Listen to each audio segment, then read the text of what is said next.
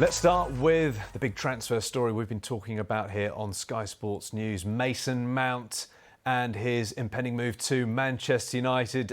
David, I want to start with you on this one because you've been leading the way on this particular transfer story. Just tell us about Manchester United's pursuit, because it's had some twists and turns, hasn't it? Give us some insight. To say the least. And it all relates back to Mason Mount not agreeing a new contract with Chelsea. That's pretty surprising given that he's been at the club pretty much his whole career and he's played such a fundamental role in recent times. But as the contract situation rumbled on, interest started to gather pace from other clubs. And for a long time, it was Liverpool who seemed to be leading the race. Arsenal entered it. There was interest from Thomas Tuchel on behalf of Bayern Munich, but Manchester United was the club that Mount leaned towards joining. And once that was the case, it was down to the clubs really to agree a fee. That was not easy. Despite him having a year to go on his contract, Chelsea wanted 70 million plus 10 million in add-ons. Manchester United started this sort of bidding in the 40s, I think it was, but they've managed bit by bit to come to a fairly amicable agreement in talks that have taken place right up until today.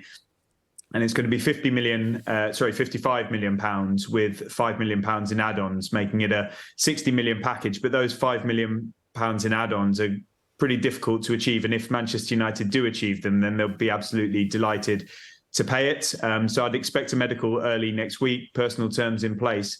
And it's going to be one of the big transfers of the summer, dividing opinion, of course, among fans at both clubs. Jonathan, the Star are focusing on this one as well. Mace chase over is their headline. In your view, who's getting the better deal here? Is it Manchester United or is it Chelsea? United, for certain. I mean, Chelsea, I've said this before, I think it's a kind of an indictment of Chelsea's chaos and the shambolic way in which the club has been run, particularly over the last kind of 12 months, that they are losing one of their homegrown stars, a hero of the club, one who's performed well for them, who is, a real favourite with the fans, that they can't find a way to keep him on and build a team around him is kind of, I think it says a lot about where Chelsea are, that he sees United as the more stable long-term option. United are getting a player who is still young, like David says, who is an international who can play in lots of different roles. A 10, an 8, he can play wide. He's got incredible work rate, incredible defensive work rate, a great attitude, and a versatile player who Erik ten Hag will certainly feel can take them to the next level. David, do you think Chelsea fans will be concerned about this? A homegrown player who's grown up with Chelsea, been a key part of the squad over recent years, leaving. I mean, does it take a little bit of the heartbeat away from Chelsea Football Club? I think many of the fans will think so. He was the provider of the goal that won them the Champions League, and he's enjoyed many successful times with them. However, this feels like it's been inevitable for quite some months now, so they've had a little bit of time to get their head around it. It will be strange seeing him put pen to paper on a contract spanning 5 years plus an additional option year with Manchester United and running out at Old Trafford. He'll get a full pre-season under his belt now by the looks of it. They didn't want to have him coming back for pre-season at Chelsea if this move was going to go through. And Chelsea fans, they're just going to have to get their head around it. It's a pretty remarkable amount of money to get for a player with a year left on his contract who had not played much this season because of this calendar year, at least because of injury.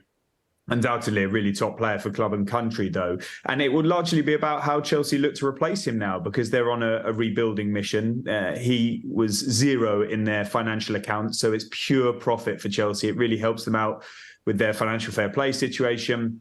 There's been so much conversation about that. But look, they're being linked now with Moises Caicedo and various other players for a more advanced role. What we're seeing at Chelsea is just unrecognisable from what they were not so long ago. Since the takeover, the new ownership has been working hard in the market, a lot of ins, a lot of outs. And I think it's a bittersweet moment for Chelsea supporters, but it will largely depend on what comes in and how Mauricio Pochettino gets the team playing, because recently they've become accustomed to not seeing Mount in the team due to injury. And that's going to be the case now for the future.